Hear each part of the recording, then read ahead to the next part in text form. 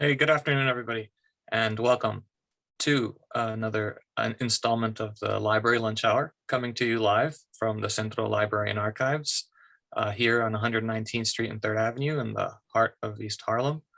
My name is Aníbal Arocho. I'm the library manager at the Centro Library and Archives, and it brings me a ton of joy to be able to share with you today with someone that I regard very highly as a professional in the field of archival studies, but also as a close personal friend of mine, and someone who I had the pleasure of having as a coworker for several years, Mr. Juber Ayala. Juber is a native of Newark, New Jersey, and he's the archivist at the New Jersey Hispanic Research and Information Center, NJHRIC, at the Newark Public Library. Starting in the archival field as an undergraduate intern, he quickly found a path to apply his history and political science studies. He learned archival basics of organizing and processing archival collections, as well as preparing finding aids. With the library moving into a digital environment, he eventually oversaw the digitization of 13 of the NJHRIC's collections. Mr. Ayala enjoys learning basic coding to enhance the appearance of online information and increase accessibility of archival collections. And before continuing his graduate studies, he also worked at the Center for Puerto Rican Studies as an archival assistant. He currently holds a Master of Information with a concentration in Archives and Preservation from Rutgers University. So you can't get more New Jersey than that. And a little bit about the NJHRIC. In 2002, the Newark Public Library partnered with a Latino community group, the Friends of Hispanic Research Information Center, HRIC, to create the New Jersey Hispanic Research and Information Center. The NJHRIC addresses the information needs of the state's diverse Hispanic communities, from the newly arrived monolingual immigrant to the English-dominant scholarly researcher. It consists of 3 components: La Sala Hispanoamericana, the Hispanic Reference Collection, and the Puerto Rican Community Archives. The one that last one is the one that we're interested in today.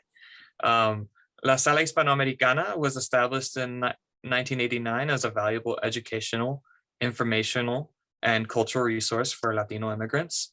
It is one of the largest collections of Spanish language library resources in New Jersey. The Hispanic Reference Collection is an English and Spanish language research level collection aimed at the special needs of students and scholars, and it enables them to conduct in-depth research into New Jersey's diverse Hispanic community. It consists of newspaper collections, clippings, and oral histories.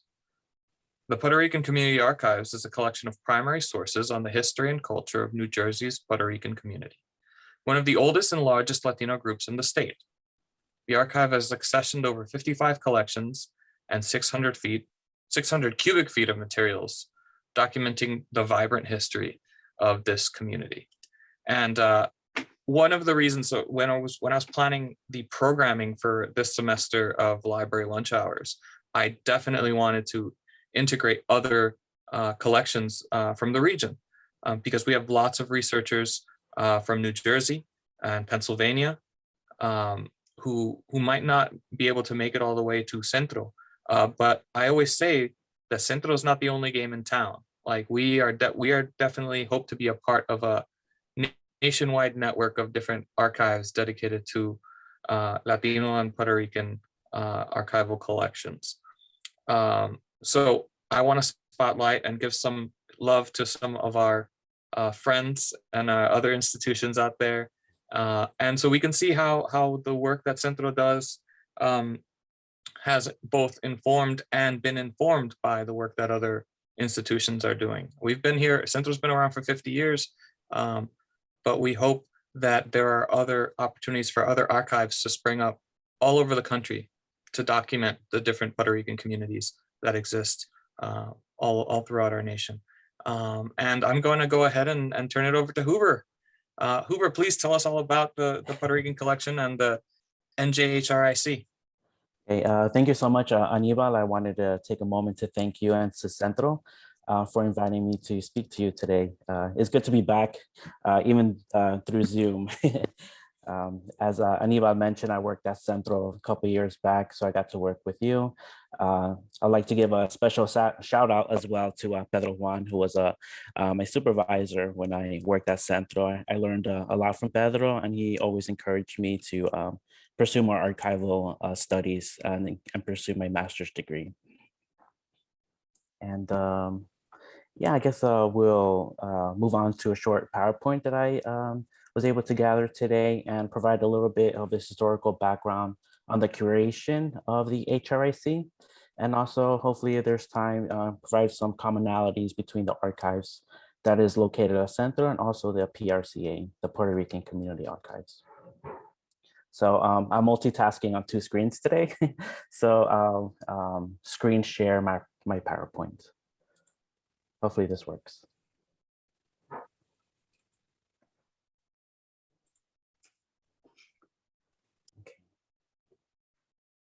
Okay, so looks like it's working. Okay.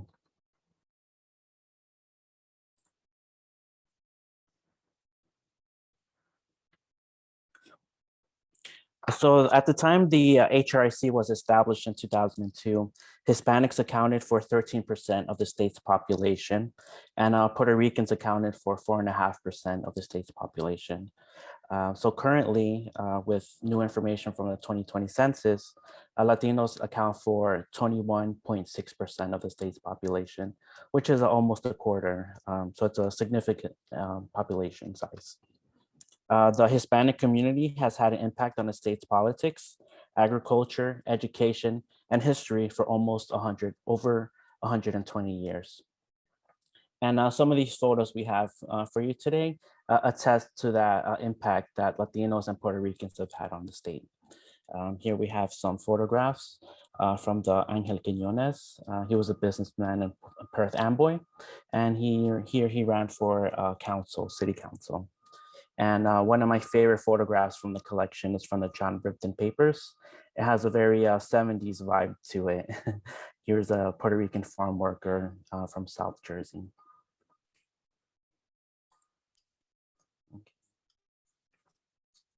And so the first wave of Puerto Rican leadership, those movers and shakers of the 1950s and 60s, have since retired, moved away, or passed away, and much of that valuable community history has been lost. Here's an example of a rescued history, literally rescued history of the Puerto Rican community of Paterson, New Jersey. The rescuer of these materials, Yesenia Lopez, my current supervisor, and someone who also pushed me to go back to graduate school and pursue my archival studies degree. She was the rescuer of these materials. And she mentions that these documents were rescued from a back porch that was exposed to the weather. She was able to add them to the archives before they were completely destroyed. And these are parade programs from the Puerto Rican parade in Paterson, New Jersey. So in 1999, Dr. Olga J. Wagenheim, she received an invitation from the director of multilingual collections, Ingrid Betancourt, to moderate a panel discussion on the 25th anniversary of the 1974 Puerto Rican riots that happened in Branchbrook Park, Newark, New Jersey. Dr. Wagenheim tried to research the topic, but she only found a folder of newspaper clippings about them. So as a result of this non-existent archival experience, Ingrid and Olga began discussions about the necessity and desire to create a safe haven for the community's history before it continued to be lost.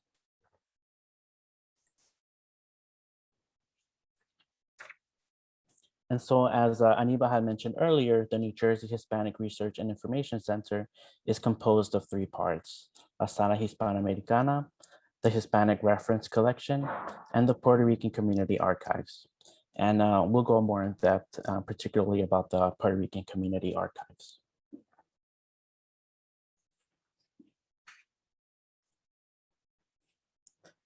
So early on, Dr. Wagenheim formed the Friends of the HRIC organizing committee, a group of volunteers who had an interest in seeing the HRIC come to fruition. The organizing committee raised funds to hire someone who was bilingual, willing and able to travel throughout the state, had a master's degree in library science, but through their search, they couldn't find anyone. So they hired Yesenia Lopez, who was a former student of Dr. Wagenheim. Although she didn't have a master's degree, she is bilingual and was already comfortable with traveling throughout the state. And more importantly, it was her passion to see this archive of her community come to fruition.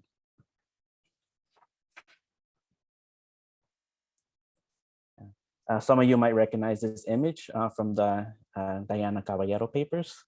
And since Yesenia didn't have a master's degree at the time, she trained for the position with seasoned librarian Nelly La Perez and archivist Pedro Juan Hernandez at the Center for Puerto Rican Studies. Here, she learned how to conduct a survey of historical materials, and she later met with people from all over the state of New Jersey. Yesenia found Puerto Rican communities in areas she didn't know about, and found that no other institution was actually doing this historical work. That was very, very important and significant. And she also found out that most people liked talking about their history. Okay. The survey of historical records was conducted in 3 phases, each phase focusing on Southern, Central, and Northern New Jersey. She met with organization leaders and individuals to identify and inventory all archival materials relating to the New Jersey Puerto Rican communities. The survey aimed to identify if the community did indeed have historical records, the dates of those records, what types of materials existed, their holders' interest in donating if the collection, if a repository existed, the condition of those materials, and their collection size. So here we have some of the results of the survey. Yesenia was able to identify over 2,000 cubic feet of material. So that's a lot of historical records. As Aníbal mentioned earlier, we have a section 600 cubic feet of material. So there's a lot more material out there that isn't in the archive.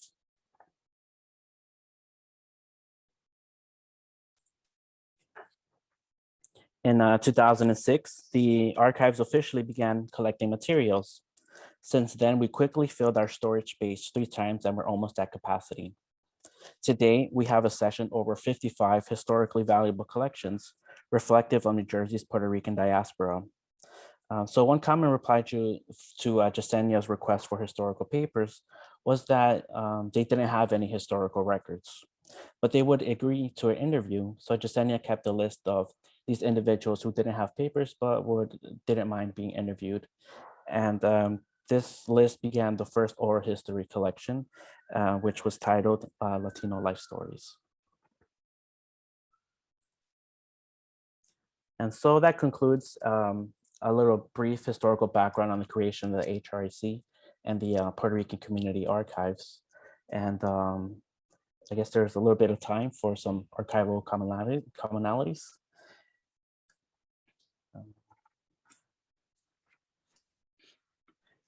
Some of you might, yeah, you might recognize that space, Aníbal. I do. I see it every day. Yeah, I stole the photograph from the website. I hope that's okay. That's fine. Yeah, I'll allow it for you. yeah. Okay. So one collection I wanted to mention was the Dr. Jose Hernandez Gutierrez and Blanca Alvarez Blanco papers. Dr. Jose Hernandez Gutierrez was the first Puerto Rican dentist in Jersey City, and he was drafted upon arrival during World War I. His wife, Blanca Alvarez Blanco, worked as a teacher editor before she moved to Jersey City, and she was an avid scrapbook keeper, and she kept materials that documented her experience as a college student in Puerto Rico and also her family events. Here are some scanned materials from the collection. I know that Centro does have steamboat materials within their collections. We're able to have one here as well.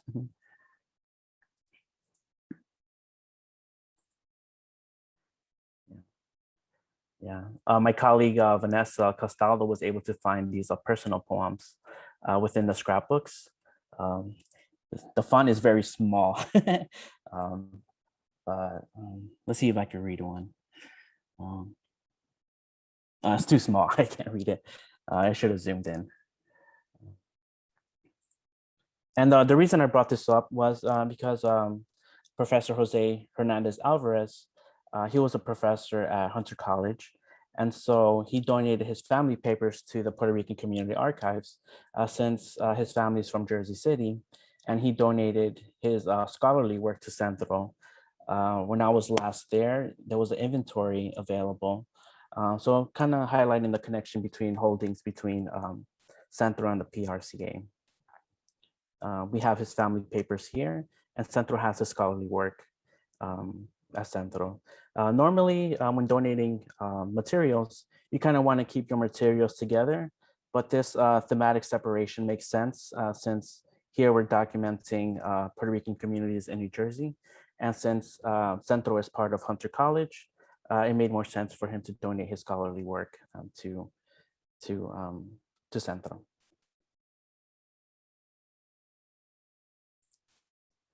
Okay, and I had a few more other slides to go through, but I'm not sure if Aníbal has any questions. More of a conversation-based sort of presentation today. Well, one of the things that that really resonated with me was when you're describing the development of the Puerto Rican collection over at the Newark Public Library was the fact that there was a distinct lack of people who were prepared academically and in terms of subject material to be able to do the work, right? And you yourself, Juber, you were encouraged to go and get your degree in library science. So do you think that that's something that that merits a little bit more investigation as what we can do as professionals to encourage other Latinos to become librarians and archivists? Yeah, so something I've learned working with Centro and here at the Newark Public Library is not a lot of people know that to work as a librarian or an archivist, you need a library degree. So that's something that we try to mention to interns who are working on our archival collections. They're studying their undergraduate degree, and if they're interested in continuing, they could get their master's to become a librarian. Me, myself, I studied history and political science. And so this was kind of a field that I didn't know existed before I was an undergraduate student. The first time I was in an archive was when I was undergraduate student doing research, when the professors would take us to the library and introduce us to these materials. So I think a little bit of early exposure when you have interns kind of mentioning this has a possibility of a career. And then if they have an interest for it too. As many people joke that you won't get rich being a librarian or an archivist, but I find the fork very satisfying. Absolutely, yeah. I think it's among the most personally fulfilling careers that you can go into, and you do bring up something that it is a career that has accessibility to people from a variety of disciplines. Right? You said you come from history and political science. I come from a background in education. And there are people that are computer programmers, there are people that are economists and writers, all who get into the field of archival studies and librarianship. Juber, when conducting a survey, when the survey was first conducted, did you partner with any organizations? Because it seems like an awful lot of work to go from North to South Jersey. So the initial training, Jasenia would go to Centro, get more familiar at the beginning of her archival career. She was actually studying criminal justice, and she was hoping for a career in law enforcement.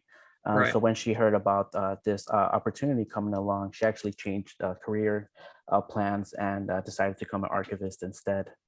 And there was another point to that. I was saying, when they did the initial survey, was this something that was grant funded or funded just through the Newark Public Library? So the Friends of the HRIC, the organizing committee, got it. It was a group of professional Latinos, Hispanics. They had working in different various fields. Yes. So they made a commitment to spread the word of this creation of the HRIC. And they also pledged some financial support as well. And this organization still exists, and to date, they've raised over $1 million in funds to support the HRIC. Mhm. And Huber, what are some of the materials within your collection that are the most highly requested? Highly requested, I say the Dr. Hilda Hidalgo papers. Okay. She was a professor at Rutgers, Newark, and her collection has a finding aid. Um, I think when conducting research, when you have a limited time span, you kind of gravitate towards collections that already have a finding aid. Okay. A finding aid is a tool that researchers use to know what exactly is inside of our archival collection. It has descriptions, a list of folders and other materials in the collections. So I'd say since she was such a prominent member of the Newark community, advocating for Hispanics, Puerto Ricans, and the LGBTQ community, I'd say she's probably the most highly requested collection that we come across. And Huber, what are some areas in the collection with regards to the New Jersey Puerto Rican community that you would like to see strengthened? Are there any gaps that you have that you want to see filled? Some gaps that we do have, I'd say hopefully we could get more organizational records donated to the PRCA. And I'd say the strongest subject materials that we do have is Puerto Rican farm workers in South Jersey. Yes. So since it's a statewide project, so we have collections representative of South Jersey, Central Jersey, and North Jersey. So I'd say maybe including more organizational records, I think would be very helpful. Right. When you say organizational records, you're, as opposed to the personal papers of an individual, you're talking about organizations that had something to do with Puerto Ricans in some capacity. Yes, exactly.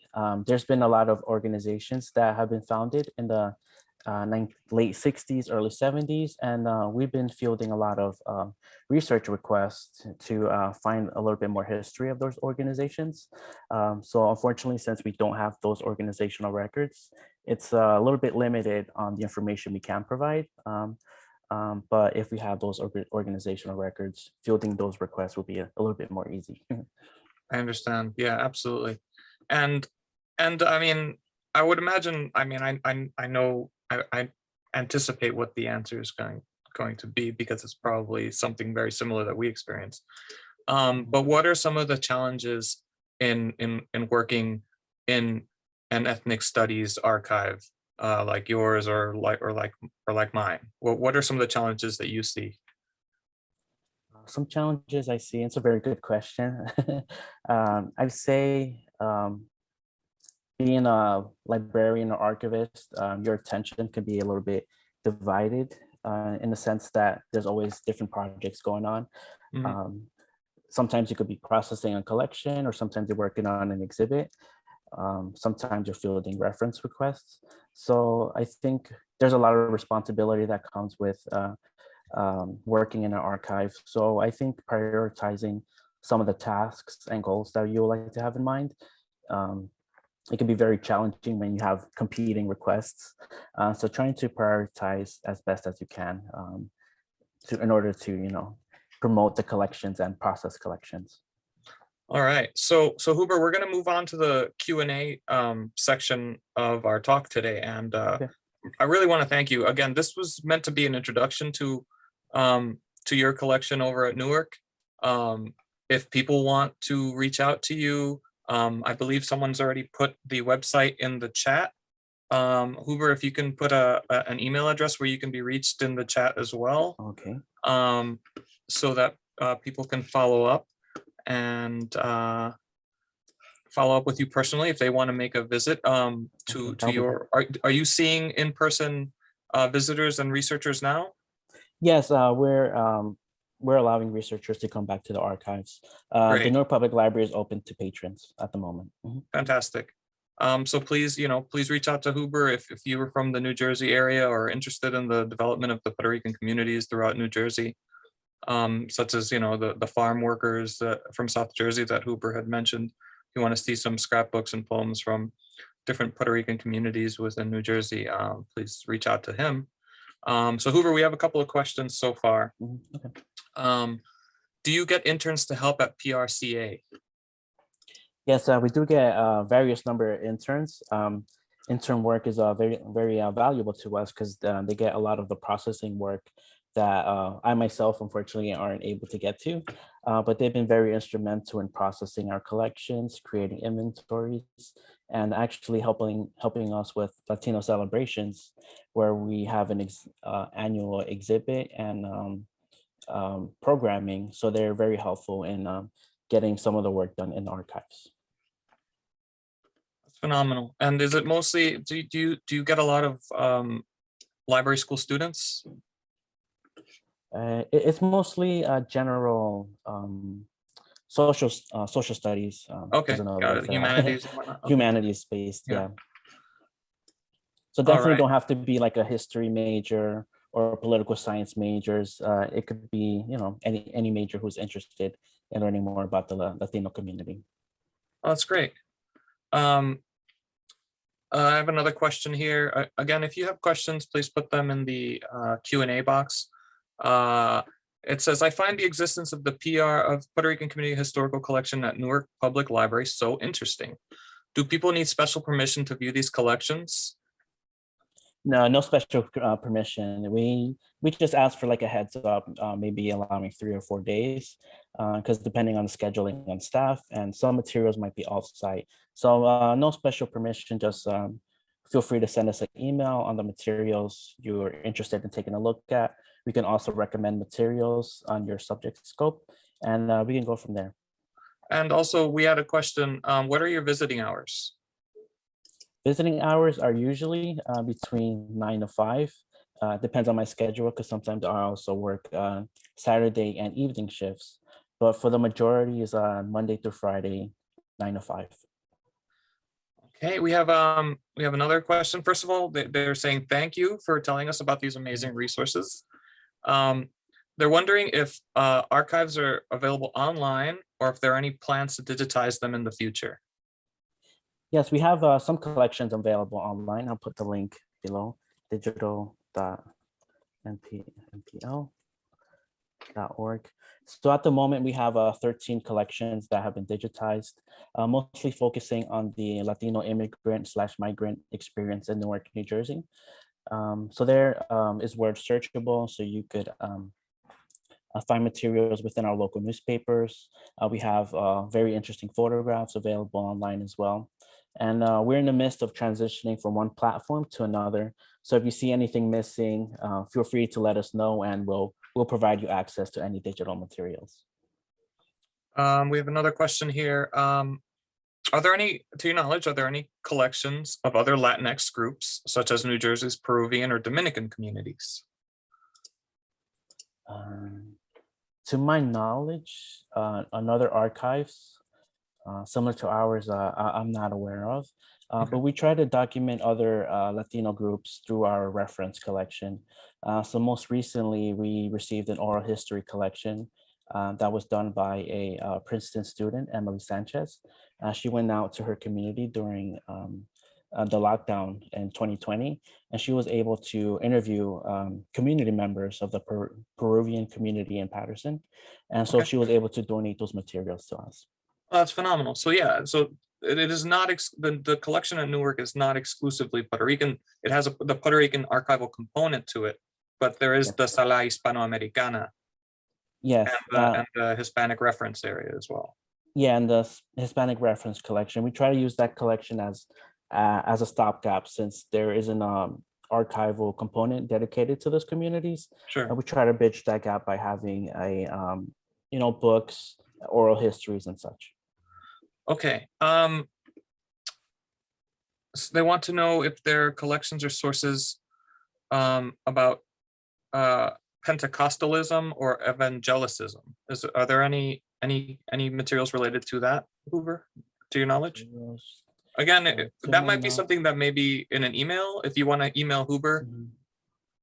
But if there's something off the top of your head. Off the top of my head, a particular collection doesn't come to mind, but we could take a look, maybe do a word search or something and see if something comes up. All right. Yeah, again, this is, for basic information. If you have a specific request, you can follow up with Huber at his email. He left it in the chat. This is a great question. And we'll see where we go with this question. Do you have advice for getting started building a similar archive in other communities? I currently work for a public library which does not have this kind of collection. I do not have an MLIS. However, I'm enrolled in post-bachelor certificate program in museums and archives. Okay. Yes, some advice I would give would be seeing how the trajectory of these important women leaders such as Dr. Wagenheim, Ingrid Betancourt, Yesenia Lopez, how they created the HRIC and the Puerto Rican Community Archives. They visited Centro, where they already had an established archival component, so they got to see how those workings were to implement similar procedures and standards for their archival collection, and also seeing if there's institutional support for this sort of project. When Yesenia created the survey, she was able to prove that there's 2,000 cubic feet of material out there. So that's pretty significant evidence that there's materials out there, and community support for that as well, since there's Latino professionals who are providing financial support for the project as well. And on behalf of Centro, the Centro Archives, it really started from the work of oral historians. It wasn't librarians and archivists, at least initially, that were the ones that were documenting these communities. It was oral historians, and these were people who had backgrounds in history or education as well. And they just reached out to people from their communities, and through conversations and through building relationships, they eventually also came into historical documents that were evidence of the communities that they were conducting these oral histories in. And these initial collections, oral history collections, eventually became the seed that would grow into the Centro Archives. So I would say it's good to start somewhere. It doesn't necessarily have to be with the explicit idea that you want to start a gigantic community archive, but get to know who the people of your community are. Try to see if you have institutional support to conduct a survey, because that's a good way to find out what is actually out there. So thank you very much. Huber, if you can put your they're asking again for your email, if you can put your email back in the chat. And we already have people who are saying they're thinking about ways of collaborating with Newark Public. This is awesome. We have a question. Does the archive include information about the major Portuguese community in New Jersey? So unfortunately, we don't have any resources in particular to the Portuguese community. But here in the library, Newark Library, we have a local New Jersey history room. And I believe they do have Portuguese newspapers, and they might have more archival materials on the Portuguese community, but I can find out more information in particular to that reference question. And that's one of the great things about working in an organization such as yours, is that you have the entire, I guess, support of Newark Public. So you have all of the vast reference resources, and the Newark Public Library system it's huge, and it's incredible. It's really great. So you can rely on the various different collections and different reference librarians that are available throughout the Newark Public Library system. Yeah, so if myself or our department doesn't have an answer, we could always refer you to another library, another archives that might be very helpful. Okay, and I know we have a few more questions that have been coming in, but that's going to be it for our Q&A today. Thank you everyone who attended and who had a question. If you have any questions for Huber or for myself, you can reach out to us. I'm going to put we have a form that you can fill out if you want to come and visit the Central Library. So please fill out that form if you want to. If you want to come in and make an appointment to visit the Central Library and Archives. And if you want to ask us any questions, it's centro.library@hunter.cuny.edu.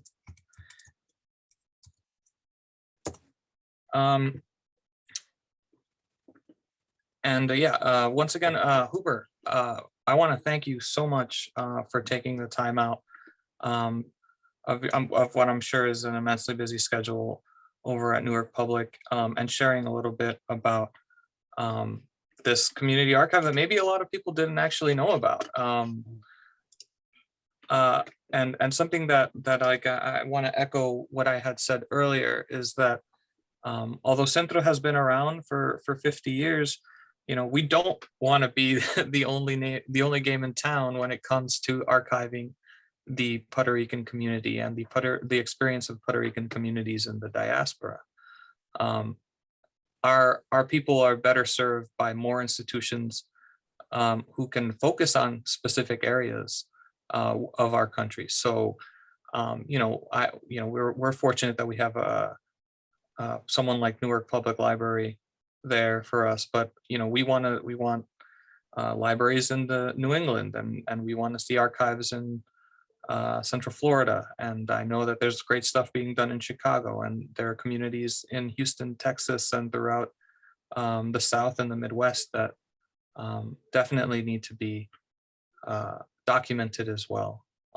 And you provided a great overview of how your organization began and how those first steps happened. And it really does start by, you know, finding out who is it that is out there, and what it is that they have, because in many cases they don't know what it is that they have, and whether or not it has value that would be relevant to future researchers. It's really hard to figure that out.